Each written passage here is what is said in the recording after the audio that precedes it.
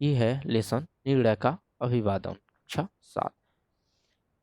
काफी देर तक तेज चलाने के बाद जयंत ने कार की रफ्तार धीमी कर दी थी।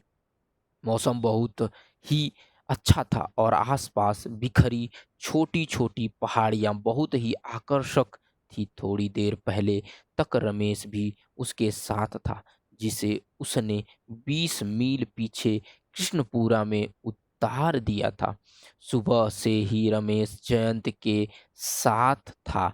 आज की ही सुबह क्यों, प्रायः हर सुबह ही वे साथ रहते हैं। दोनों ही मैकलिस एंड मैकलिस में सेल्स ऑफिसर हैं। सुबह अखबार पढ़ते समय रमेश ने भारतीय सेना का शॉर्ट कमीशन की भर्ती के लिए विज्ञापन देखकर कहा था, मैं इसमें जरूर अप्लाई करूंगा। देर करने की बात नहीं है, आज या कल में ही फॉर्म भी ले आऊंगा।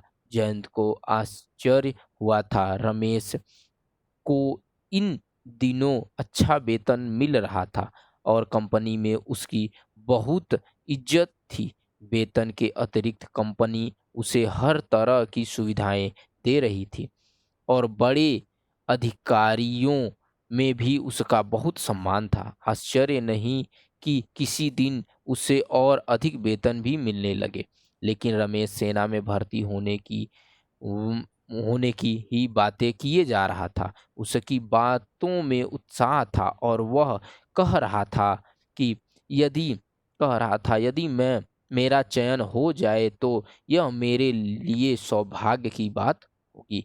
सौभाग्य। जयंत धीरे से हंसा और मन ही मन रमेश की भावुकता का मजाक उड़ाने लगा। इतने अच्छे वेतन की नौकरी छोड़कर फौज के लिए प्रयत्न करता, भावुकता नहीं तो और क्या है। इतना अच्छा वेतन और इतने आराम की जिंदगी, फिर फौजी बनने के लिए प्रयत्न करने का प्रश्न ही कहाँ उठता है। यही सब सोचते हुए जयंत को बहुत सारी पुरानी बातें याद आने लगी। शुरू शुरू में मैं फौज में जाने के लिए उसके किसी कितनी तो कोशिशें की थी। फौजी अफसर बनने की उसकी कितनी अधिक इच्छा थी, लेकिन हर प्रयत्न असफल ही हो जाता था। उन दिनों वह कमजोर भी तो बहुत था। लिखित परीक्षा में पास हो जाने पर भी हर बार उसे मौखिक साक्षात्कार और शारीरिक परीक्षण में असफल होकर लौट आना पड़ता था। आज वह सोचता है कि अच्छा ही हुआ कि उन दिनों फौज में मेरा चुनाव नहीं हुआ। यदि हो जाता तो आज की सुख सुविधाएं वहाँ कहाँ मिलती। कितने आराम की जिंदगी है। सब कुछ इच्छा होते ही प्राप्त हो जाता है। वेतन के अतिरिक्त भी अक्सर पैसे मिलते ही रहते हैं। लेकिन रमेश सोचते हुए उसे फिर रमेश की भावुकता याद आई। इतने आराम की जिंदगी छोड़कर वह सेना में जाने के प्रति उत्साह दिखा रहा है। कंपनी के अफसरों में रमेश की उसका सबसे अच्छा दोस्त है। उसने सोचा वह रमेश को समझाएगा और ऐसी गलती भूलकर भी न करने को कहेगा। यह सब सोचते हुए कार की चाल उसने धीमी कर दी थी। किसी गंभीर विषय पर सोचते हुए तेजी से ड्राइव किया भी तो नहीं जा सकता। पिछले साल इसी रास्ते पर उसकी कार का एक्सीडेंट हो गया था। उसे चोट तो नहीं आई थी, लेकिन कार का काफी नुकसान हुआ था। यह अच्छा ही हुआ कि बाद में मरम्मत करवाने का सारा पैसा उसे बीमा कंपनी से मिला था। उसने घड़ी की ओर देखा। आधे घंटे में ही वह पटना पहुंच जाएगा। वहाँ काफी काम है, 2-3 दिन भी लग सकते हैं। उसके बाद उसे वापस जमशेदपुर जाना होगा। वहां शायद रमेश से भेंट हो। कि जैक्सन रमेश के काम से खुश है। रमेश किसी भी दिन जमशेदपुर ब्रांच का सहायक प्रबंधक हो सकता है। तब कोठी, कार आदि सब मिलेंगे। सोचते हुए उसे हल्की सी ईर्ष्या हुई। फिर इस ईर्ष्या के लिए शर्म सी महसूस हुई। रमेश उसका इतना अच्छा दोस्त है, उसके लिए ऐसा कोई भाव उसके मन में नहीं होना चाहिए। तभी बगल से एक मिलिट्री ट्रक गुजर गया। उसमें 6-7 जवान बैठे हुए हंस हंस कर बातें कर रहे थे। जयंत को फिर शुरू शुरू के उन दिनों की याद आने लगी जब वह सेना में भर्ती होने को बहुत उत्सुक था। उसके पिता की कितनी इच्छा थी कि वह आर्मी ऑफिसर बने। वे स्वयं सेना में रह चुके थे और अक्सर लड़ाई के दिनों की बातें किया करते थे।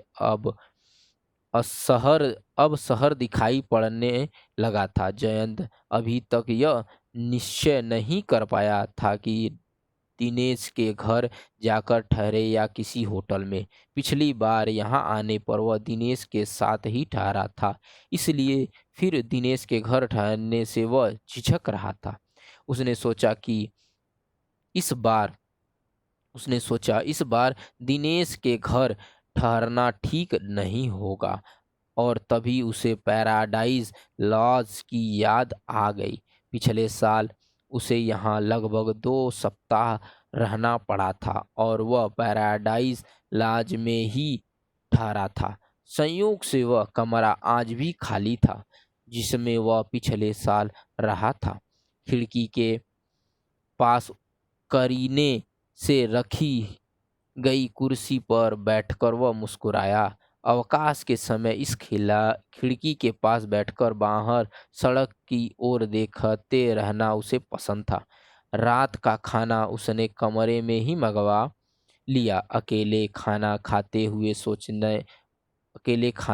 हुए उसने सोचा, कितना अच्छा होता यदि रमेश भी इस समय मेरे साथ होता। रमेश के साथ रहने पर वह कभी बोर नहीं होता।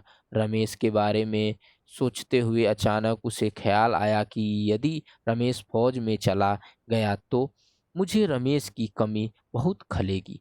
उसने सोचा कि मैं ही नहीं, कंपनी के दूसरे ऑफिसर भी रमेश की भावुकता का मजाक उड़ाएंगे और जब भी कोई दूसरा रमेश का मजाक उड़ाता है मुझे बुरा लगता है।